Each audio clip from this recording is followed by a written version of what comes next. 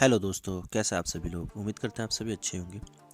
Ukraine और रूस eastern Europe में इन दोनों देशों के बीच युद्ध होने की पूरी आशंका जताई जा रही है। और इतना ही नहीं, अमेरिका ने रूस से यूक्रेन पर होने वाले खतरे को देखते हुए यूक्रेन को लेथल वेपन्स की सप्लाई शुरू कर दी है। तो यहाँ पर नेटो ने यूक्रेन को मदद करना शुरू कर दिया है और किसी भी संभावित रूस के हमले को लेकर यूक्रेन को तैयार किया जा रहा है। तो वहीं दूसरी तरफ रूस है जो नहीं चाहता है कि यूक्रेन नाटो के करीब जाए, और इसी चीज को देखते हुए रूस ने यूक्रेन बॉर्डर की तरफ अपने 1 लाख से भी ज्यादा सैनिक पूरी मिलिट्री हार्डवेयर के साथ तैनात कर दिए हैं। तो सवाल आता है कि क्या यहाँ पर युद्ध होगा और रूस यूक्रेन को इन्वेट करेगा। आज इसके बारे में चर्चा करते हैं, लेकिन उससे पहले हम न्यूज आर्टिकल देख लेते हैं। Al Jazeera, US military aid arrives in Ukraine amid Russia border tension. Lethal US military aid began arriving in Ukraine, Bloomberg. The US Embassy in a Twitter post said the material include close to 2 lakh pound of lethal aid, including ammunition for the front force. Euronews, US sent first shipment of military aid to Ukraine amid standoff with Russia. The United States said the first shipment of military aid promised by President Joe Biden to Ukraine amid the standoff with Russia has arrived in Kyiv. 22 जनवरी का ये article है। तो सबसे पहले हम देख लेते हैं कि कहाँ कहाँ पर प्रॉब्लम हो रही है। तो सबसे पहले हम मैप्स देख लेते हैं कि समस्या कहाँ कहाँ पर चल रही है। तो ये है यूक्रेन और रशिया, जहाँ पर बॉर्डर पर टेंशन चल रही है।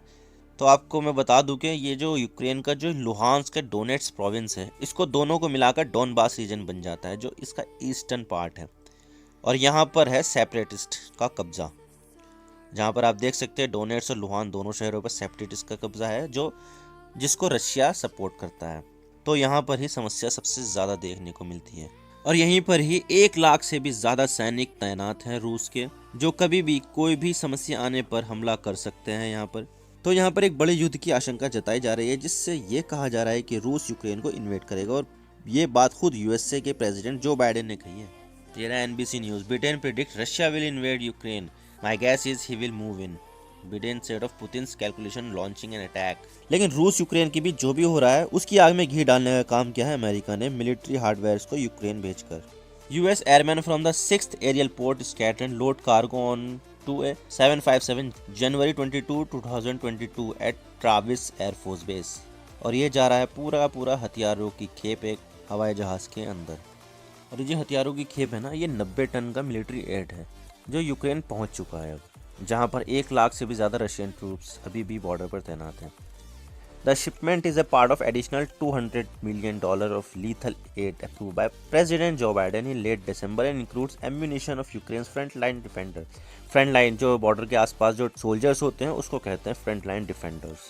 तो यहाँ पर उनके लिए एम्यूनिशन का बंदोबस्त किया गया है। उसमें शायद गन्स होंगी, राइफल्स होंगी, बम्स होंगे, ग्रेनेड्स होंगे, वो सब होंगे 90 मिलियन।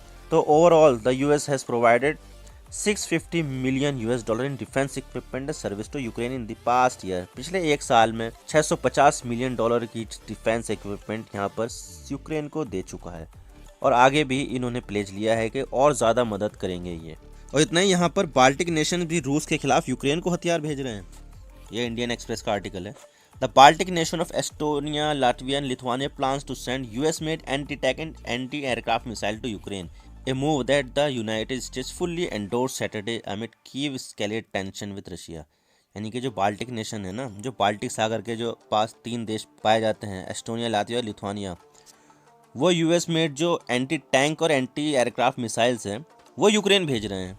और इसको यहाँ पर यूएस भी फुल एंडोर्स कर रहा है, यानी अमेरिका को भी इससे कोई दिक्कत नहीं है कि वो यूक्रेन भेज रहे हैं या नहीं। लेकिन सवाल यह आता है कि ये सब देश यूक्रेन की इतनी मदद क्यों कर रहे हैं। तो हम दोनों देशों की पहले एक बार मिलिट्री को देख लेते हैं। तो एक्टिव मिलिट्री पर्सनल कितने हैं रशिया के पास? 7,71,000। तो वहीं पर यूक्रेन के पास है 2 लाख सिर्फ। टैंक्स 20,000 हैं रशिया के पास, और वहीं पर 2,045 है यूक्रेन के पास, यानी सिर्फ 10% ही है। और जो नेवी की जो फ्लीट है ना, रशिया के पास 314 है उसमें शिप्स, जबकि यूक्रेन के पास सिर्फ 40। आर्टिलरी यानी तोप लगभग 14,500 के करीब है, और तो वहीं पर 4,000 के करीब यूक्रेन के पास है। एयरक्राफ्ट तो सिर्फ यूक्रेन के पास 425 ही हैं, जबकि रशिया के पास 4,000 से भी ज़्यादा हैं। तो यहाँ पर यूक्रेन कमज़ोर है और रूस के सामने नहीं टिक पाएगा अगर रूस हमला कर देता है तो इसी वजह से ये देश इतना मदद कर रहे हैं यूक्रेन की। तो इन सब को देखते हुए क्या रशिया को अच्छा लगेगा? बिल्कुल भी अच्छा नहीं लगेगा। लेकिन इतने सारे सैनिकों की जमावड़े के बाद रूस का कहना है कि उसका हमला करने का कोई इरादा नहीं है, और लेकिन पश्चिमी देशों को कहना है कि अगर रूस ने हमला किया तो रूस के लिए बहुत बुरा होगा, रूस को अपने मिलिट्री एक्शन के कॉन्सिक्वेंसेस देखने को मिलेंगे। लेकिन यहाँ पर क्या मसला चल रहा है जिसकी वजह से इतनी टेंशन चल रही है ईस्टर्न बॉर्डर पर?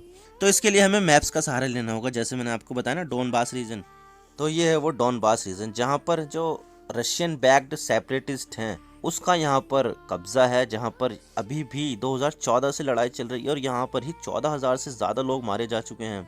और जो लाइन देख रहे हो ना आप, ये डॉट डॉट डॉट बनी हुई, इतने पूरे एरिया में ही जो सेपरेटिस्ट है ना, अलगाववादी, जो जो रशिया में मिलना चाहते हैं, उनके कब्जे में है ये, और यहीं पर ही लड़ाई चल रही है। और इसके अलावा आप देख सकते हैं कि यूक्रेन के ईस्टर्न साइड में रशिया की कितनी मिलिट्री बिल्डअप है, ईस्ट में है, साउथ में है और नॉर्थ में है।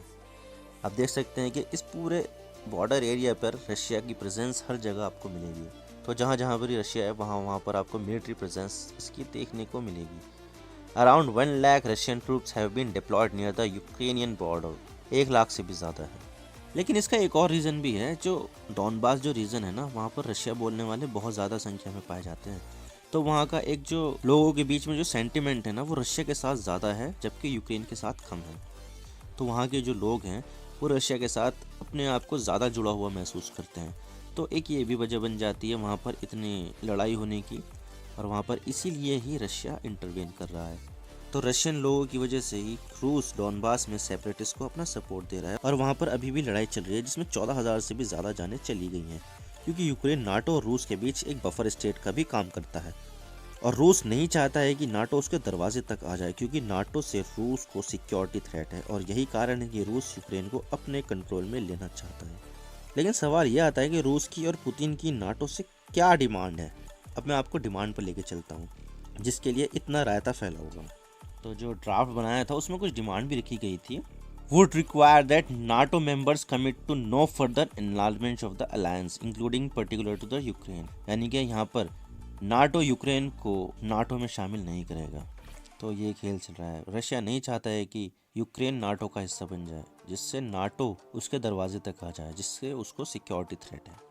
Another article in the Russian draft would require that NATO deploy no forces or weapons in country that joined the alliance after May 1997, यानी कि जिन देशों ने 1997 के बाद नाटो को ज्वाइन किया है वहाँ पर नाटो अपने सैनिकों को तैनात नहीं करेगा।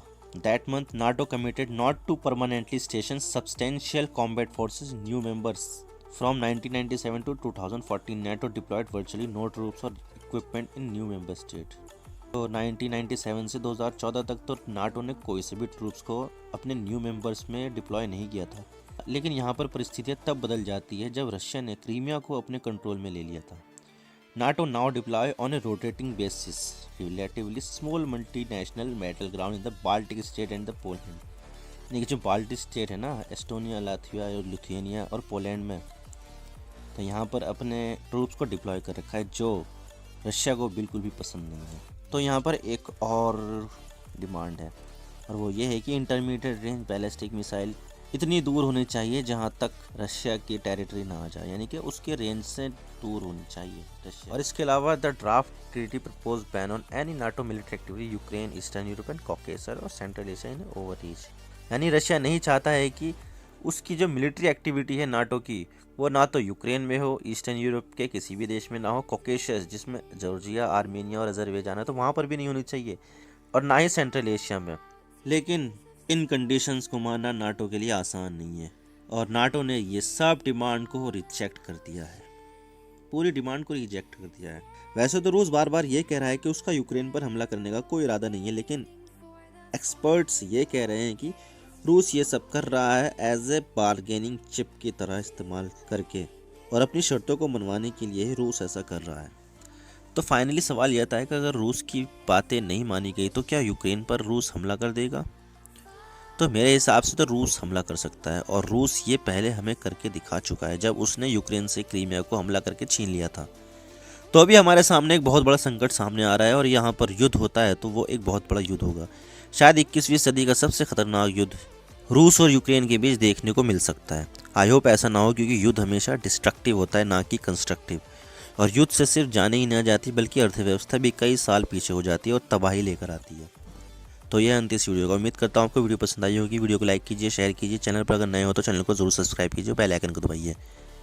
मैं मिलता हूँ नेक्स्ट वीडियो में। Thank you for watching. I really appreciate your precious time. God bless you all. Now signing off.